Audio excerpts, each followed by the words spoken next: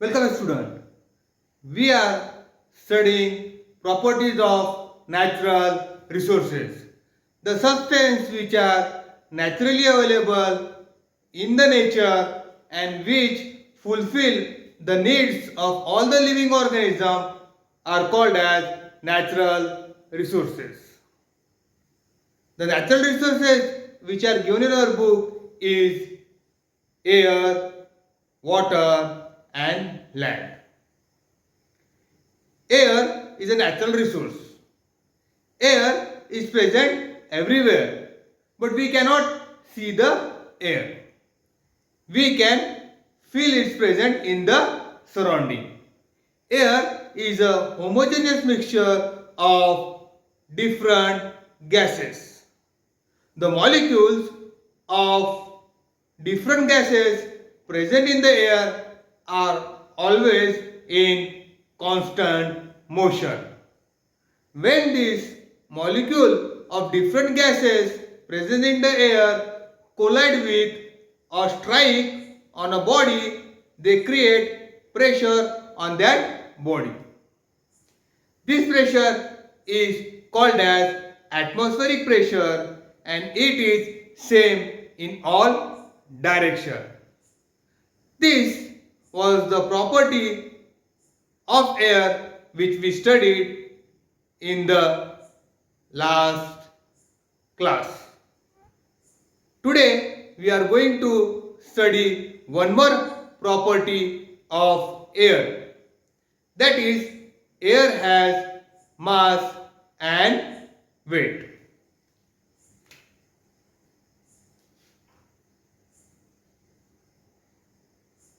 Air has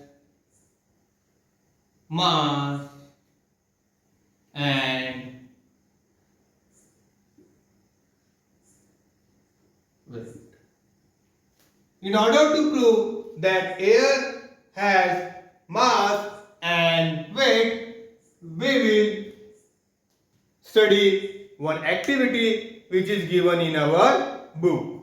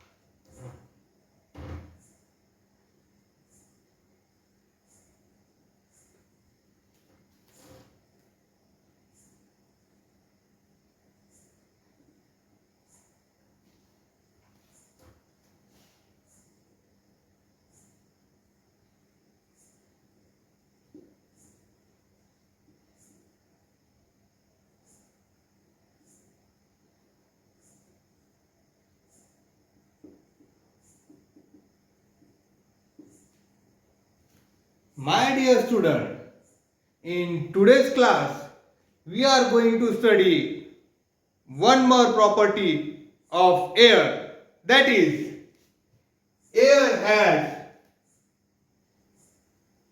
mass and weight.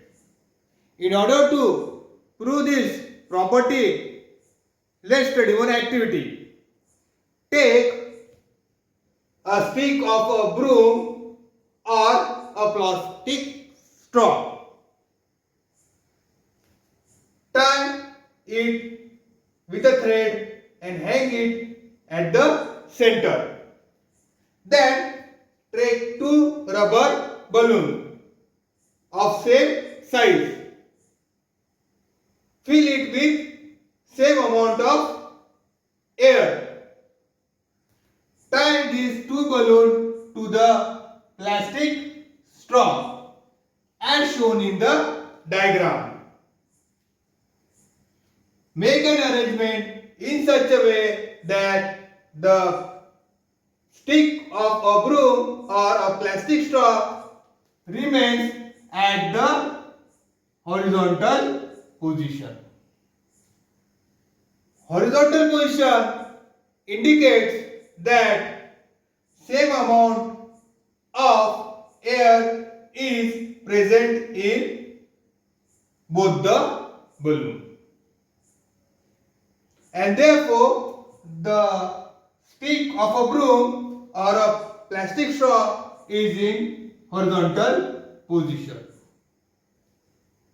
Now remove the air from one of the balloon as shown in the figure. You will notice that the stick of a broom or a plastic straw now will not remain in the horizontal position.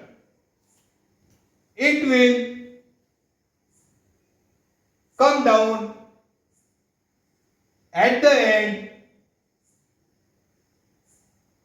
to which balloon is filled with air, and the inflated balloon in which there is no air will go in the upward direction.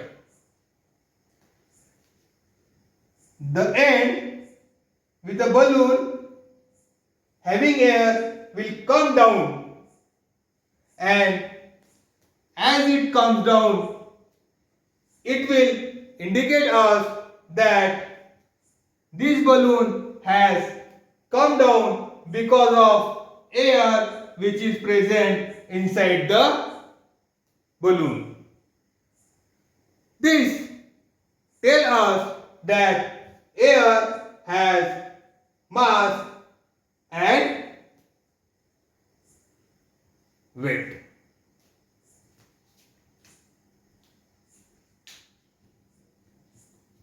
The next property which we are going to study regarding air is air occupy space and have certain volume.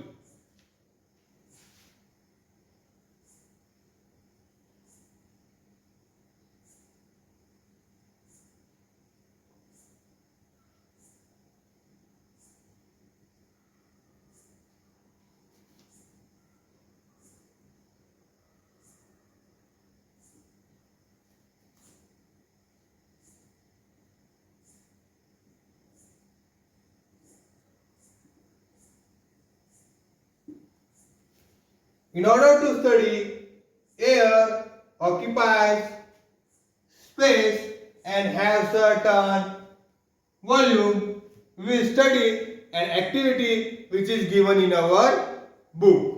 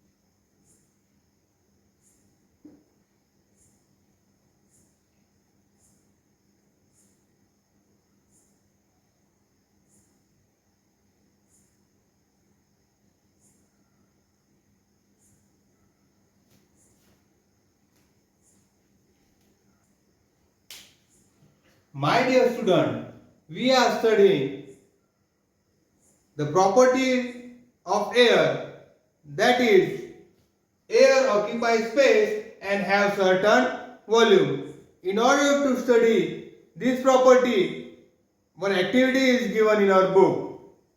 In this activity, take some water in a bucket. Then you take an empty bottle and invert it into a bucket filled with water in a sliding position as shown in the figure. You will observe that when the bottle is inverted in a bucket of water in a slanting position, you will see bubbles coming out from the open end of inverted bottle. My dear student, what does the bubble coming out indicate?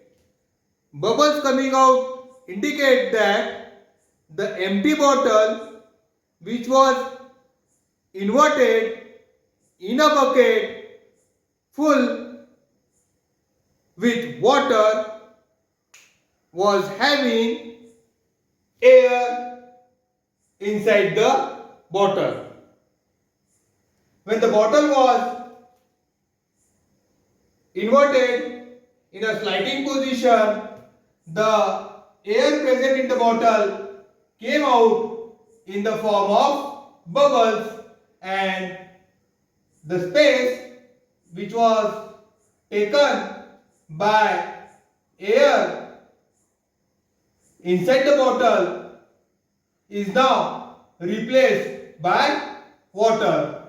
From this activity, we can say air occupies space and have certain volume. My dear student, air is a mixture of various gases. It also contains dust particle, smoke and water vapor. When a ray of light falls on these particles, they spread light in all directions. This is called as scattering of light.